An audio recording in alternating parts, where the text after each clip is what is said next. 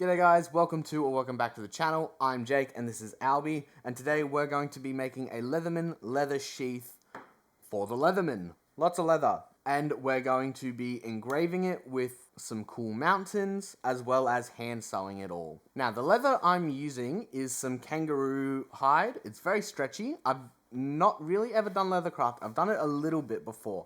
So I know the very basics of Leathercraft, but not a whole lot. But what I'm thinking of doing is designing this sheath in CAD in a software called Lightburn, and then taking it out to my laser, having it cut it all out, and then I'll be able to sort of finish it off from there. The reason I'm doing it in Lightburn and stuff is just because I don't really have a super straight surface. There's this surface that I cut. I've done a little bit of testing before the video. I already have all the measurements as I made a demo here.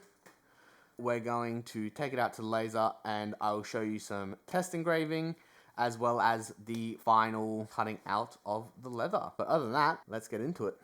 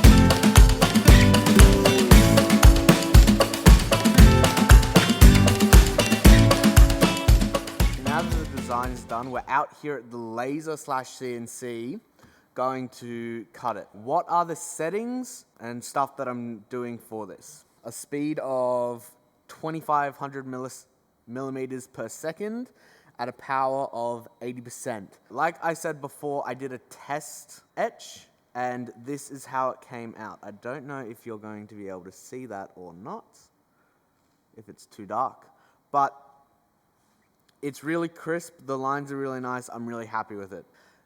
Now, important to note, this is only a 5-watt laser, so not a whole lot of power behind it. It can't cut through things like plywood or wood, but it can cut through things like leather. And just a PSA about this, make sure that you're in a well-ventilated area. I have a big old door open, that you have fire extinguishers nearby. There's one in that door, and that you always keep eyes on the project, basically no matter how long it takes. Stuff can always catch on fire, stuff can always go not to plan, so please be cautious when you are using the laser.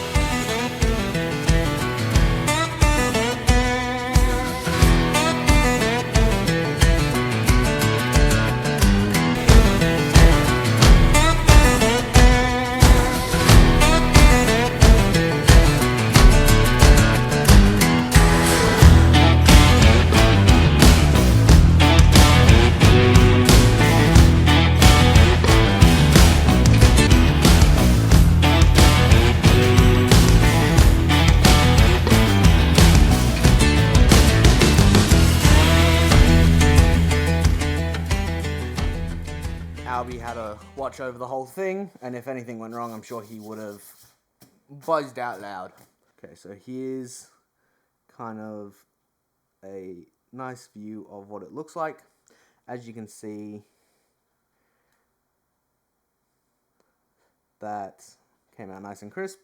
Now, these didn't actually cut all the way through, but it, I think, gave me a deep enough groove that I can go over with a box cutter and basically cut this stuff out and basically just get the last little bits of leather separated. Now it looks like it only went down a few spots, but if I hold it up to the light, I can see light through some of the spots.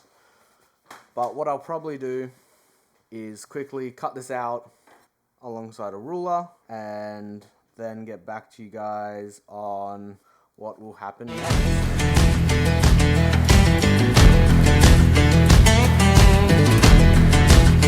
Artlist.io.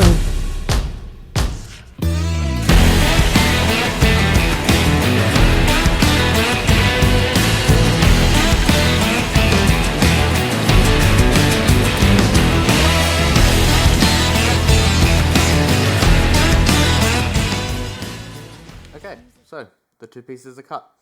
So now I'll be able to kind of show you what I'm going to do. These two pieces together, like that. And then these two middle bits will fold over, be sewn in, and then be the base of the tool holder. One of these sides will be folded over on itself, kind of like this, and then sewn to the other half so that everything looks nice and rounded. There'll be a few extra things that I do coming up with a rounding chisel or a rounding punch, just so that all the edges are nice and some edges might get a little bit bigger. Now it is on to the contact cement, which in the last one I made a right mess of it and was really hard to sort of do anything and make anything look nice and clean. So let's get the contact cement. I'm using Quick Glue, Quick Grip, and my box of tools, Albion. And then use one of these. I'm gonna just glue these two bits together, let it set just for a while.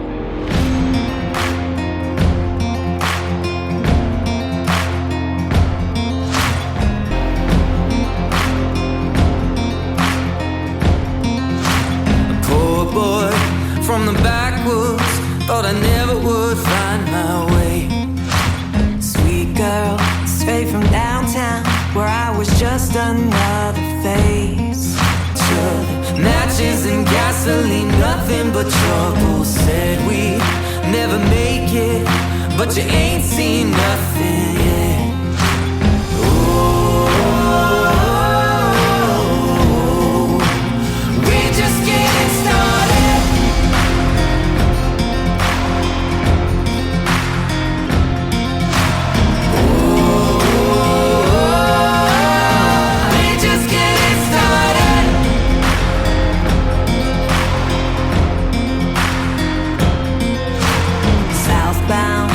The border, somewhere no one knows our name.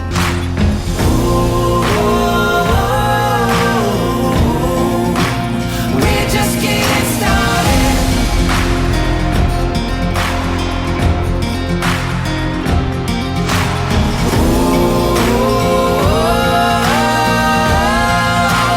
We're just getting started.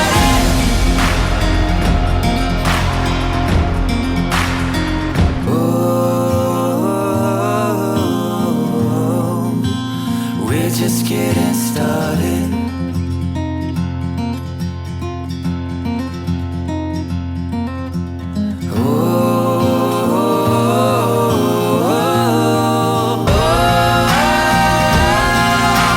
We're just getting started. Okay, so I've finished stitching. You can, let me just move this. So I've finished all the stitching.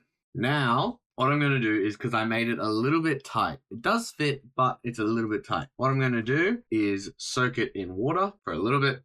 Just let all the fibers of the leather get nice and pliable.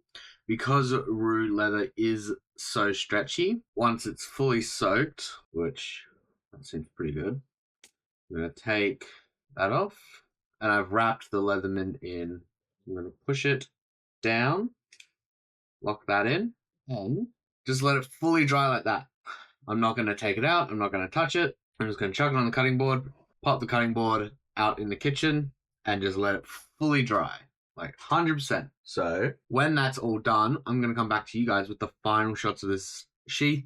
I am stoked with how this sheath turned out. Like, it is, I think it's insane. some of the like details in it, and by far the best leather thing that I've ever made. Like, I've always had a real big issue with burnishing edges. That's why I did the bottom the way I did, because I knew it looked good. But I've never been able to burnish an edge properly, and I'm just stoked with how all the edges look, how everything came up. So, once this fully dries out, I will come back to you. So we're back after, I'd say, a week. I'm pretty close to finish editing this video, and I've been using this for a little bit now. So how did the molding go with the Leatherman? I mean, it works great. It's gone from a borderline too tight fit to a nice snug fit that's nice and easy to pull in and out. I don't know if you noticed, but I didn't put a belt clip on this one. The demo model had a belt clip, so if I ever need to, then I can pull that out. But this is mainly just to go in the car in case of emergencies or I need to use something with it. So how did everything sort of turn out in terms of the sewing, the design, the laser engraving? I mean, I love it all. I don't know if you can tell, but I'm 100% stoked with how this turned out. Like, I wasn't expecting the sewing on the edges here to look as nice as they are, make it look as rustic as it is. Same with the button that I used. This is just like a regular like pants button for like cargo pants that I put on there. And even the sewing bits that don't have the extra flare, that are just the regular straight stitches, I think look really cool. The laser engraving, the actual laser engraving bit itself, it was a very simple design. I didn't want to go overboard as I really didn't know how it was going to turn out. But I think it's a really nice, simple thing, and it's definitely super customizable. Like, I could have put I could have put my name, I could put a date, I could have done so much with that. I think Leathercraft as a little hobby is so cool, and I've always wanted to really dive into it. I've just never had the time. The next thing that I want to try with Leathercraft though, so stick around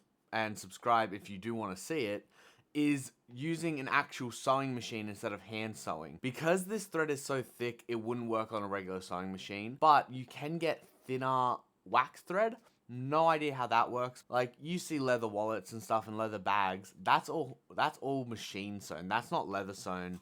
And you can get heavy duty leather sewing machines. I'm just going to try and do it with a home sewing machine. Will it work? You'll just have to wait and find out. But that brings us to the end of the video. I really do hope you guys enjoyed. And if you want to watch another one of my videos, YouTube thinks this will be the perfect one for you. And until next time, see ya.